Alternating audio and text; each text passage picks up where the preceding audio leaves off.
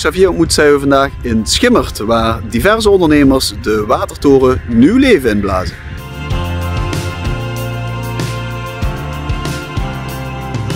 Ik heb de watertoren gekocht in 2015. Ja. Toen was hij al afgesloten van het leidingnetwerk door WML. Ja. En ja, toen had hij dus ook zijn functie verloren. Mijn eerste contact hier met de watertoren is via de GOS gelopen, de Gezamenlijke Ondernemersvereniging van Schimmert.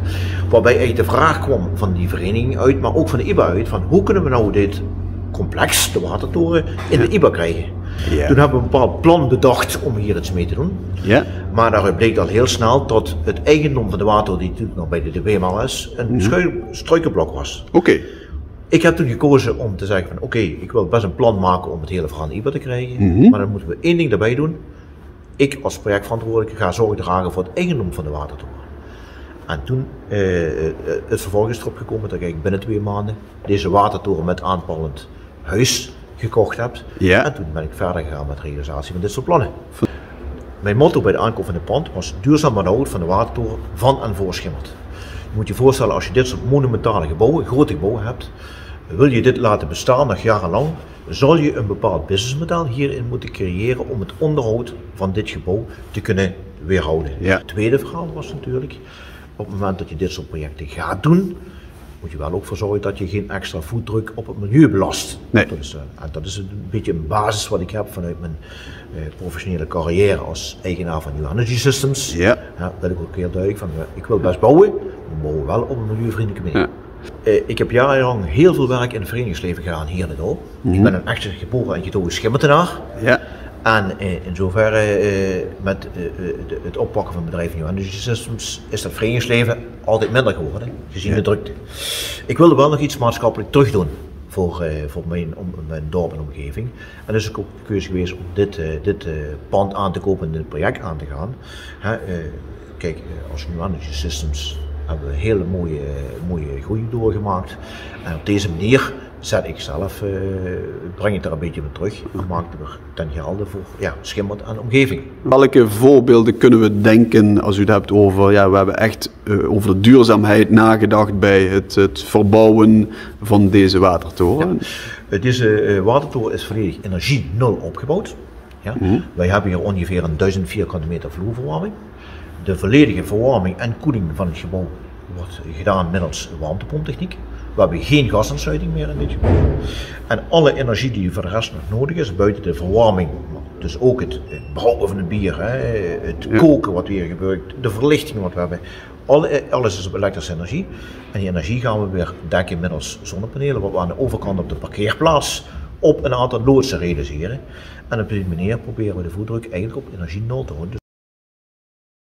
Ja, André, de watertoren is bijna klaar, maar nu moet de exploitatie nog beginnen. Hè? Wat mogen de mensen hier gaan verwachten? Ja, dat is natuurlijk een enorme uitdaging. Het educatie, belevingscentrum voor streekproducten. We staan te trappelen om te kunnen starten. Je moet je voorstellen, als je boven op de toren staat, heb je eigenlijk zeg maar een enorme zichtgrens. Ja. En alle ingrediënten wat we hier gaan eten en gaan drinken, buiten de koffie en de thee, die moeten hier vandaan komen. Dus dat vinden we heel erg belangrijk en op die manier gaan we economie en ecologie harmoniseren. Ja. Dus als je gaat kijken naar ons restaurant, we hebben dadelijk een restaurant met 100 zitplekken. We willen het streekproduct vooral op een iets hoger niveau gaan tellen. Het mag ook iets chiquer eigenlijk als het ware zijn.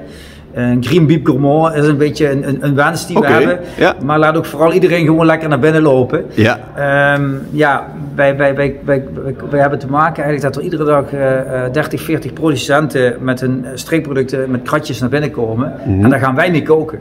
Ja. Dus je moet ook een kok hebben die in dat concept kan denken. En niet alleen maar in gerechten. Kun je dan met een vaste menukaart werken eigenlijk? Of hoe gaat dat dan? Nee, dat functioneert eigenlijk niet. Nee. Dus wij hebben gekozen om met een concept te werken dat je een QR-code scant. En dan kan de gast zijn eigen streekmenu samenstellen. Vooral om die streekproducenten op een voetstuk te kunnen zetten. En dat gaat zich hier op deze 2 verdiepingen is dan het restaurant gevestigd? Ja, we hebben beneden eigenlijk op de verdieping hebben we ongeveer een 70 zitplekken zeg maar. En hier hebben we er ongeveer 40. Maar we hier staan, dit is eigenlijk zeg maar ook het proeflokaal. Dus iedereen die bij ons een rondleiding heeft geboekt, die start in het Smaaktheater. Rondleiding door de brouwerij, door de microproducties, gaan we hier eigenlijk een proeverij doen. Verdieping nummer 3, wat gaat hier gebeuren? Ja, we staan hier eigenlijk op het streekproductenplein. Hier gaan we allerlei microproducenten faciliteren. Hier onder de trap komt eigenlijk zeg maar dadelijk de Oudstoof. Roger Offermans, ook een torenpartner van ons. En die krijgt hier een hele mooie droogkast. Hier komen eigenlijk de hammen te hangen. Dus je kunt hier in de toekomst toren schenk arrangementen boeken, torenworst arrangementen met begeleidende wijnen of begeleidende bier erbij. Rob Swamburg, van hier tegenover zeg maar, van de Oesterzwammen, die kweekt eigenlijk zeg maar, op de koffiedrap die hij ophaalt bij de horeca, bij de retail, kweekt hij eigenlijk zijn Oesterzwammen, die krijgt hier een plekje.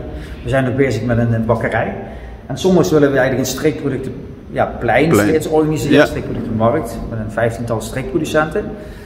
En dan gaan we boven, kunnen we iedere week een andere wijnproducent eigenlijk faciliteren. Dus de ene keer is dat Stan Beurskes, die heeft een soort masterclass.